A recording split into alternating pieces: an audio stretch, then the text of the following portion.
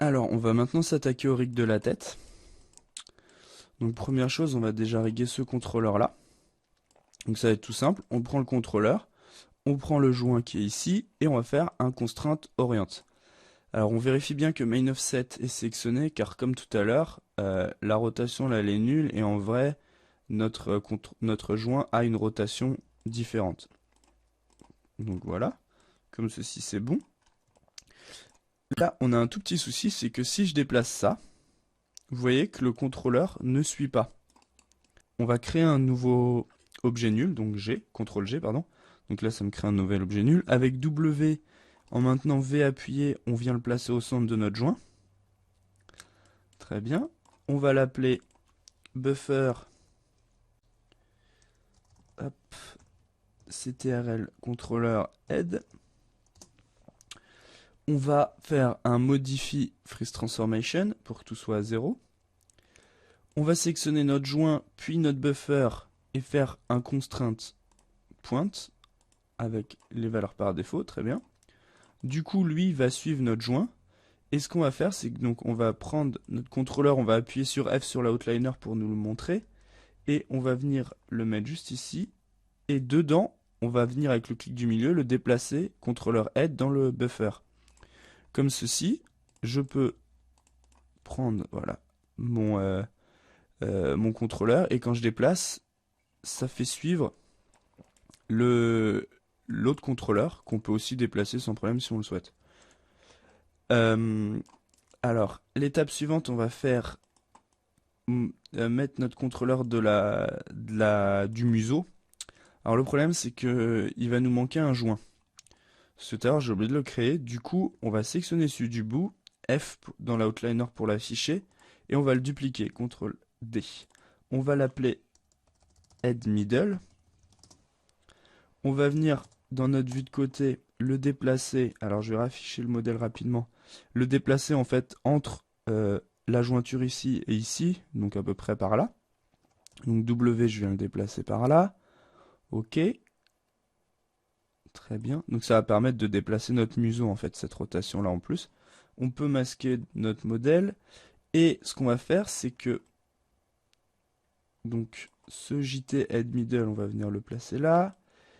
Et on va venir mettre le JTN dedans, comme ceci.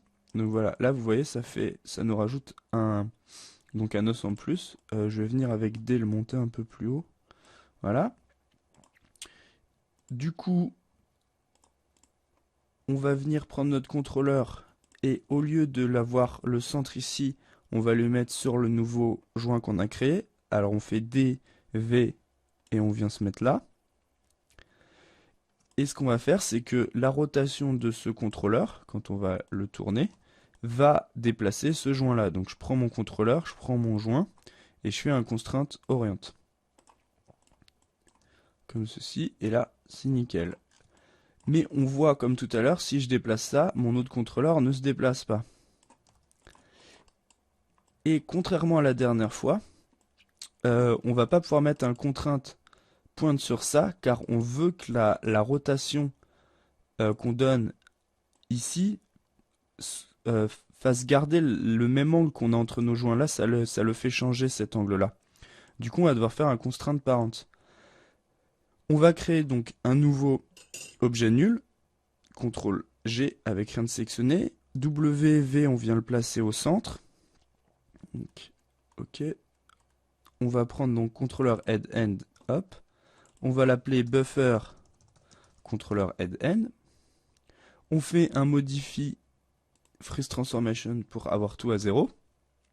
Je vais venir le placer sous mon contrôleur head end. Je vais même venir les mettre tous les deux ici.